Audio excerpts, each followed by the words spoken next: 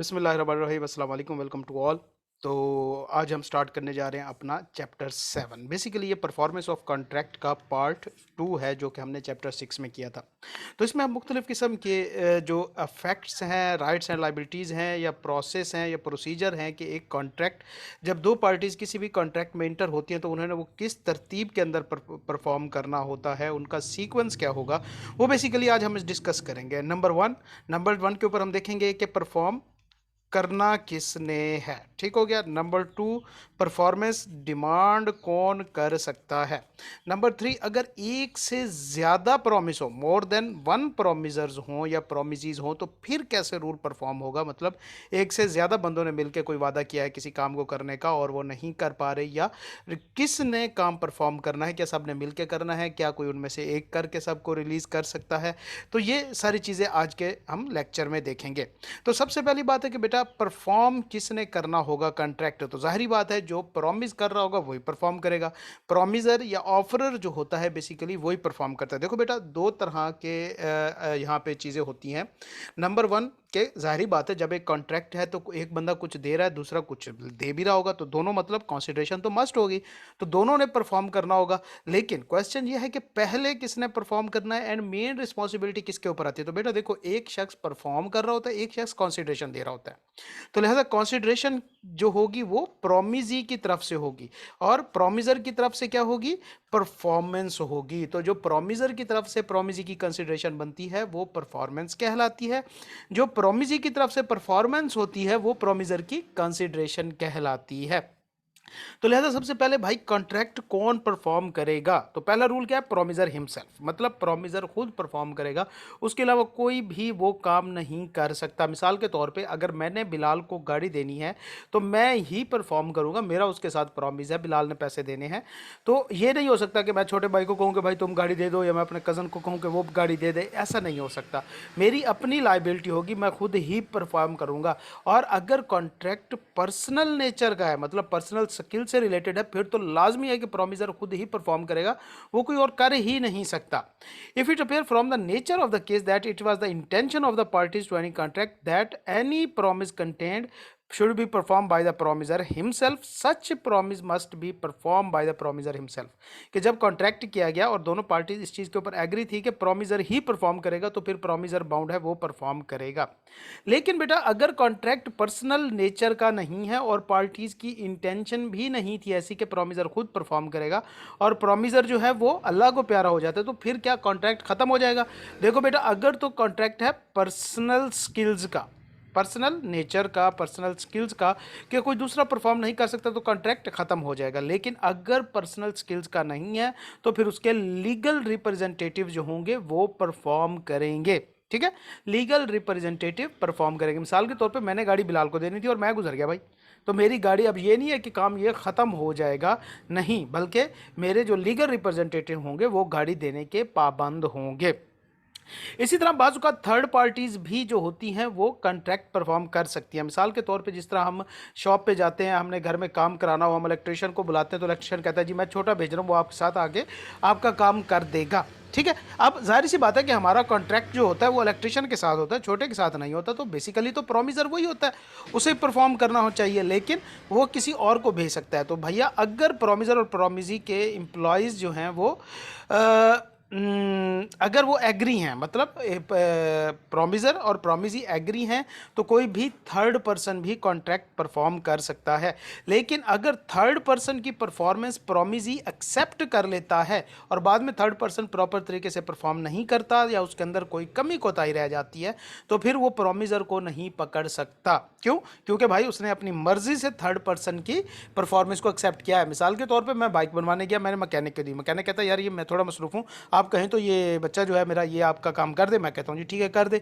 बच्चा काम करता है और वो ठीक नहीं करता, तो भाई मैं उस मैकेनिक को नहीं पकड़ सकता कि मैंने तो तुम्हें कहा था, नहीं, मैंने खुद अपनी मर्जी से वो थर्ड पर्सन की परफॉर्मेंस एक्सेप्ट की है। उसके बाद वो कहता है Devolution of joint liabilities unless a contrary intention appear in case of a several promisor, कि अगर भाई joint liability है मतलब joint promisor है मतलब एक से ज्यादा लोगों ने परफॉर्म करना है, मतलब आप तीन लोग मिलके कोई भी बिलाल से कर्जा लेते हैं तो अब उन तीनों ने परफॉर्म करना है, तो अब ये कैसे परफॉर्म होगा?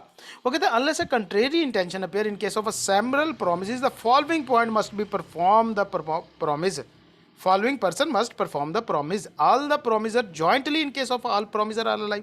कि अगर तीनों बंदे जिन्होंने कर्जा लिया है वो जिंदा है तो तीनों मिलके पैसे उतारेंगे, या अगर उनमें से कोई एक अदा अल्लाह को प्यारा हो जाता है, टूट जाता है, तो उसके लीगल रिप्रेजेंटेटिव और रिमेनिंग जितने भी सर्वाइविंग प्रोमिजर हैं वो मिलके परफॉर्म करेंगे। और अगर सारे प्रोमिजर टूट जाते हैं तो सब प्रोमिजर्स के लीगल रिप्रेजेंटेटिव जो हैं वो जॉइंटली मिलके परफॉर्म करेंगे। तो लिहाजा अगर एक से ज़्यादा प्रोमिजर होंगे तो कौन परफॉर्म करेगा? तमाम प्रोमिजर ज्वाइंटली करेंगे। अगर उनमें से एक अदा टूट जाता है तो उसके लीगल रिप्रेजेंटेटिव और रिमेनिंग प्रोमिजर परफॉर्म करेंगे, और अगर सब ही टूट जाते हैं तो उन सब के जो लीगल रिप्रेजेंटेटिव होंगे वो परफॉर्म करेंगे। अच्छा, अगर दूसरा केस है rules regarding performance of joint promises, के जॉइंट प्रोमिसेस होते हैं मतलब जब दो से ज्यादा लोग प्रोमिसर हो तो रूल्स क्या है? जॉइंट एंड सेवरल लाइबिलिटी होती है, मतलब तीन लोग थे, 1 2 3, इन्होंने 4 नंबर से कर्जा लिया।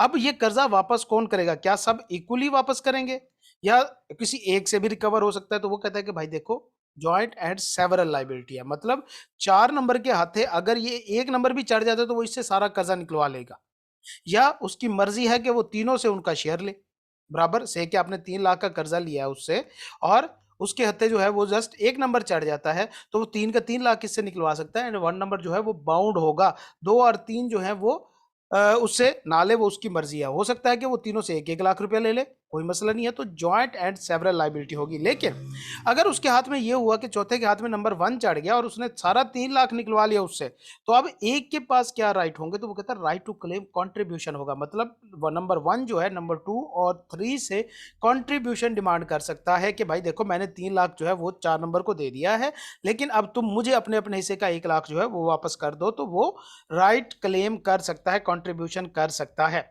अगर इस तरह हुआ कि भाई देखो 4 के हत्थे 1 नंबर चढ़ा, इससे 3 लाख रिकवर हो गया, अब 2 और 3 थे, 2 नंबर डिफॉल्ट कर गया, मतलब भाग गया, हाथ नहीं आ रहा, तो भाई जाहिर सी बात है कि 3 नंबर तो ये कहेगा जी मैं 1 लाख दूंगा बस, क्योंकि मेरा तो इससे वो बनता है, मुझे 2 से क्या लेना देना। तो लॉ कहता है ये गलत है। अगर किसी शख्स के डिफॉल्टर हो जाने की वजह से, इंसॉल्वेंट हो जाने की वजह से कोई लॉस हो रहा है तो वो लॉस भी शेयर करेंगे, मतलब 3 नंबर जो है वो मजीद 50,000 इसका कॉन्ट्रीब्यूशन भी एक को देगा, लॉस को भी जो है वो शेयर करेंगे, sharing of loss by default in contribution. अच्छा, अब हुआ ये कि 3 प्रोमिसर थे, 1 2 3, इन्होंने 4 नंबर से कर्जा लिया हुआ था, टोटल कर्जा 3 लाख था।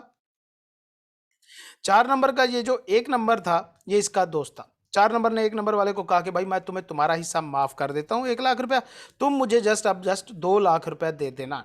कोई दोस्त था, यारी दोस्ती थी, उसने इसको कर्जा माफ कर दिया।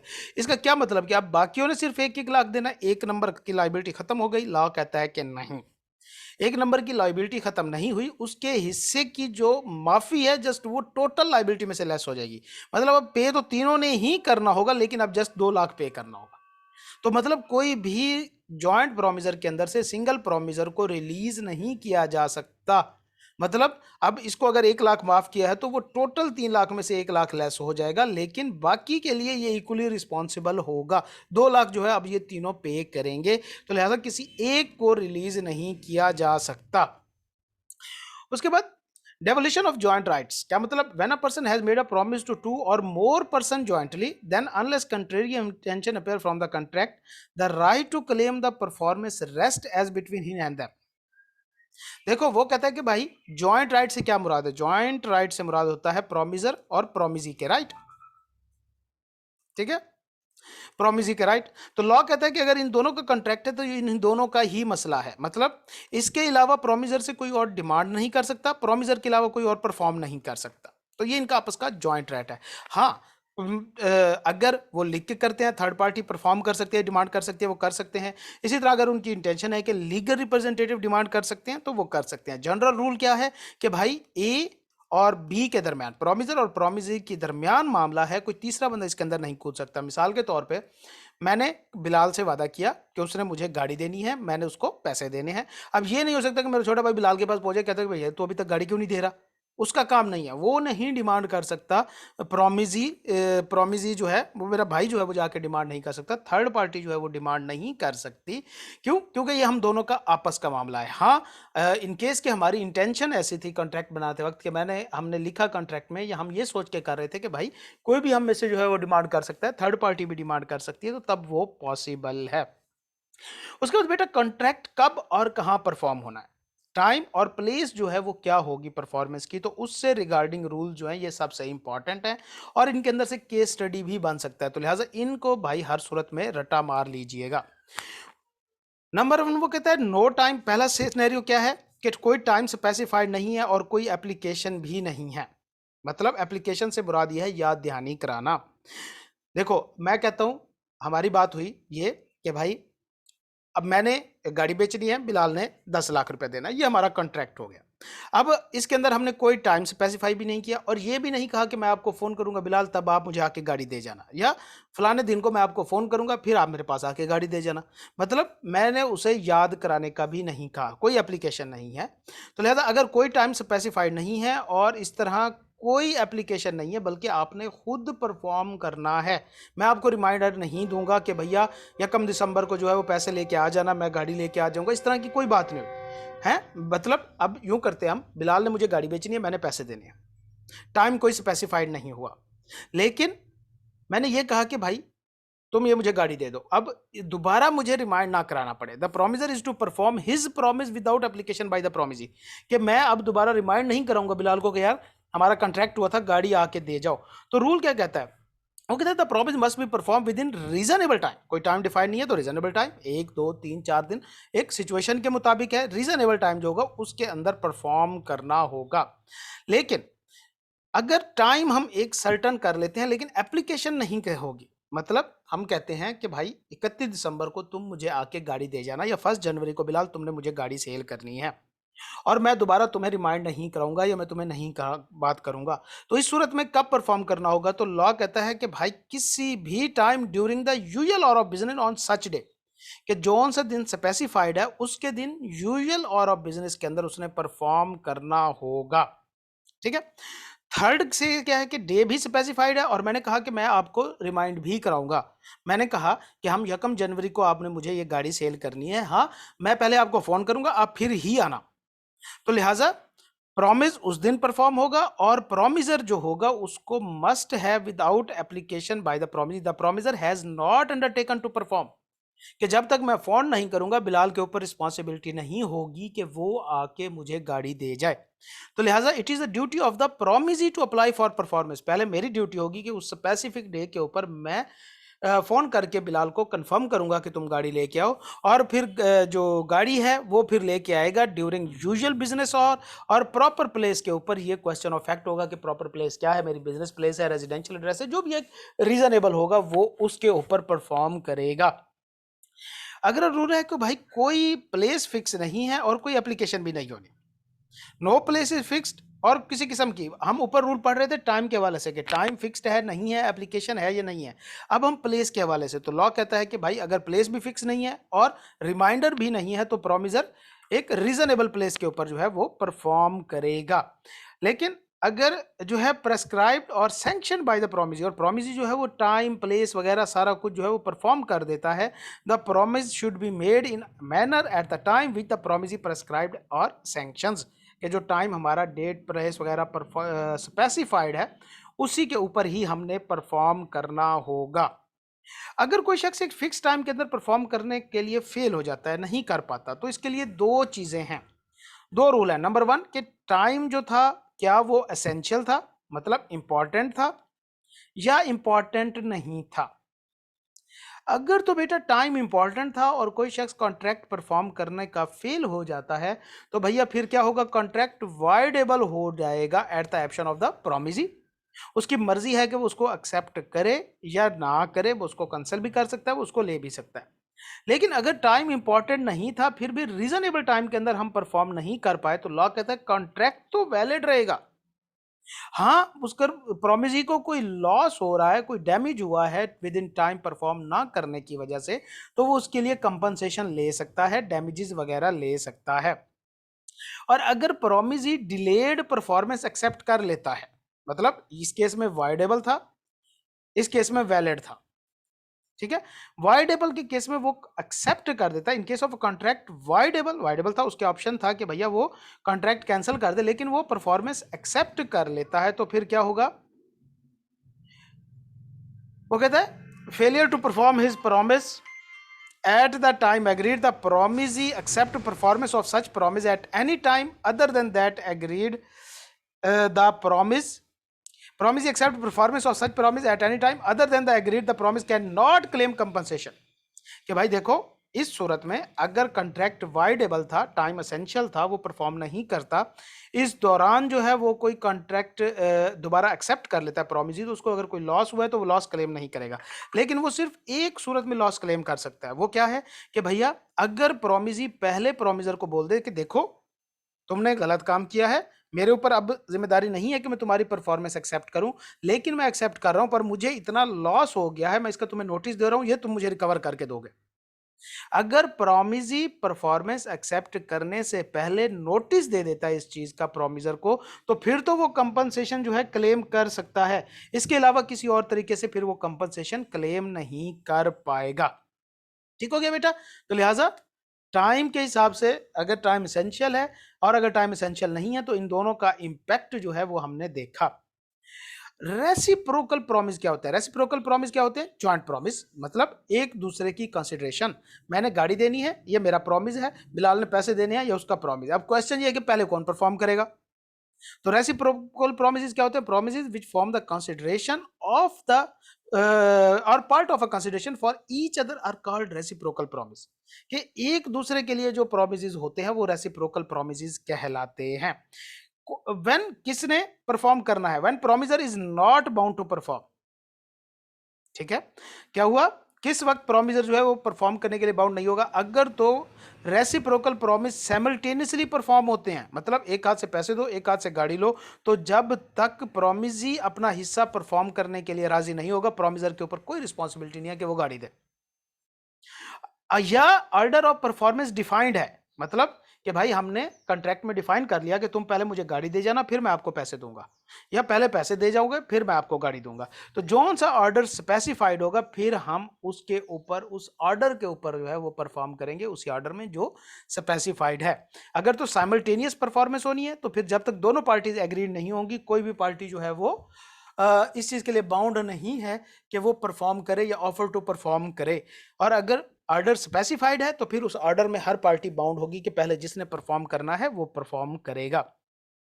अगर कोई पार्टी परफॉर्मेंस प्रिवेंट करने की कोशिश करती है, मतलब कोई पार्टी दूसरे को एंटरटेन नहीं करती, उसको परफॉर्म करने से रोकती है, तो क्या होगा? When a contract contain reciprocal promises and one party to contract prevent the other from performing his promise, the contract become voidable. Contract जो है वाइडेबल। मिसाल के तौर पे एक शख्स था, एक ठेकेदार था, वो घर बनाता था। एक और शख्स था, वो क्या करता था?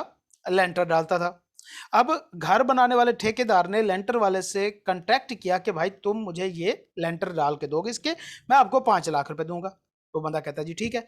अब जाहिर सी बात है कि जब तक घर बनेगा नहीं, उसकी बुनियादें खड़ी नहीं होंगी, दीवारें नहीं बनेगी, तो लेंटर कहां से बनेगा? और ये जो प्रोमिस था, ये जो ठेकेदार था, ये घर बनाता ही नहीं है। तो फिर इसके पास, जो लेंटर वाला है, इसके पास ऑप्शन होगा कि इस कॉन्ट्रैक्ट को रिसाइंड कर सकता है। क्यों? क्योंकि ये एक पार्टी जो है वो उसको परफॉर्म करने से रोक रही है, प्रिवेंट कर रही है। The contract become voidable at the option of the party so prevented. तो जिसको मना किया जा रहा है, जिसका काम नहीं किया जा रहा है, जिसको परफॉर्म करने से मना किया जा रहा है, उसके पास ऑप्शन होगा कि वो कॉन्ट्रैक्ट को वाइडेबल कर सकता है और वो इसके ऊपर ठेकेदार पे केस कर सकता है अगर उसको कोई लॉस हुआ है। ठीक है? अगर ऑर्डर डिफाइन था, ऑर्डर ऑफ परफॉर्मेंस डिफाइन था कि पहले प्रोमिसर ने डिफाइन परफॉर्म करना है या पहले प्रोमिसी ने परफॉर्म करना है, और एक पार्टी फेल हो जाती है, जिसने फर्स्ट परफॉर्म करना था वो फेल हो गया। When contract consist of reciprocal promises such that one of them can not be perform or that is performance can not be claim till the other has perform. तो यही वाला rule है। and the promiser of the promise last mentioned failed to perform it, such promiser cannot claim the performance of the reciprocal promises। कि जब तक ठेकेदार दीवारें खड़ी नहीं करेगा तब तक वो लेंटर वाले को नहीं कह सकता कि भाई तुम आके मेरी छत डाल दो। कैसे डाल सकता है? ठीक है। और अगर उसको कोई लॉस हो रहा है तो वो कंपनसेशन भी क्लेम कर सकेगा। अगर ठेकेदार ने घर नहीं बनाया, लेट कर रहा है, उसको परफॉर्म नहीं करने दिया जा रहा, तो वो उससे कंपनसेशन ले सकता है लेंटर वाला। अगर कोई कॉन्ट्रैक्ट ऐसा है जिसके अंदर लीगल और इलीगल चीजें दोनों शामिल हैं, मिसाल के तौर पे आपने मुझे गाड़ी देनी है, मैंने बदले में ड्रग देनी है आपको, तो रेसिप्रोकल प्रॉमिस एक लीगल है एक इलीगल है, तो इसका क्या इफेक्ट होगा? Where person reciprocally promises firstly to do certain things which are legal and secondly under specified circumstances to do certain other things which are illegal. The first set of performance is contract but the second is void agreement. क्या मतलब बेटा? मिसाल के तौर पे मैंने जो हमने एक सिंगल कॉन्ट्रैक्ट किया जिसके अंदर दो दो प्रॉमिस है हम दोनों के। मैंने बिलाल को कहा मैं तुम्हें गाड़ी बेच रहा हूं, तुम मुझे 10 लाख रुपए दे दो, ठीक है। जब ये हमारी ये वाला काम हो जाएगा तो मैं इस 10 लाख से क्या करूंगा, ड्रग खरीदूंगा और आपको मैं 12 लाख में बेच दूंगा। हमारा एक ही कॉन्ट्रैक्ट है जिसके अंदर दो प्रॉमिस हैं। एक कॉन्ट्रैक्ट का हिस्सा जो है वो लीगल है, गाड़ी की सेल परचेज वाला, दूसरा इलीगल है, ड्रग वाला। तो लिहाजा पहला हिस्सा जो होगा वो वैलिड होगा, दूसरा हिस्सा जो है वो वॉइड एग्रीमेंट हो जाएगा। Alternative promise one branch being illegal. क्या मतलब कि भैया देखो अल्टरनेटिव प्रॉमिस थे, उसके अंदर एक ब्रांच लीगल थी एक ब्रांच इलीगल थी। मिसाल के तौर पे मैं गाड़ी दे रहा हूं, बदले में आपसे घर भी ले रहा हूं और 2 किलो चर्च भी ले रहा हूं। तो भैया घर वाली साइड जो है वो वैलिड रहेगी, दूसरी जो हमारी शुगर मेले वाली साइड है वो इनवैलिड होगी, वो वॉइड एग्रीमेंट होगा और वो नहीं पर इन्फोर्स किया जा सकता। ठीक है, सिर्फ लीगल ब्रांच जो है वो इन्फोर्स की जा सकती है। तो ये परफॉर्मेंस ऑफ कॉन्ट्रैक्ट का हमारा चैप्टर था, कंप्लीट हो गया। ये एक इंपॉर्टेंट चैप्टर है बेटा, इसमें से लाजमी एक केस स्टडी आना है, इसमें से एमसीक्यूज आने हैं। दो इंपॉर्टेंट, इंतहाई इंपॉर्टेंट टॉपिक हैं, time and place of the performance and number 2 के ऊपर रेसिप्रोकल प्रोमिसेस के जो रूल हैं इनको आपने रट लेना है। ठीक हो गया बेटा? तो ये हमारा आज का लेक्चर था। कल हम इंशाल्लाह चैप्टर 8 स्टार्ट करेंगे। अब छोटे छोटे से वो चैप्टर हैं, 25-25 30-30 मिनट का लेक्चर लगना है। आपने भी जस्ट जैसे ये क्लास खत्म होती है उसके आधे घंटे बाद बैठ के आपने इसको टिका के रट्टा मार के रगड़ देना है। आधा घंटा लगेगा, ये आपको इंशाल्लाह याद हो जाएगा, फौरन कर लेना। ठीक है बेटा, मिलते हैं नेक्स्ट क्लास में। अल्लाह ताला आप सबको अपनी ज़बान में रखे बच्चा। अल्लाह हाफिज़।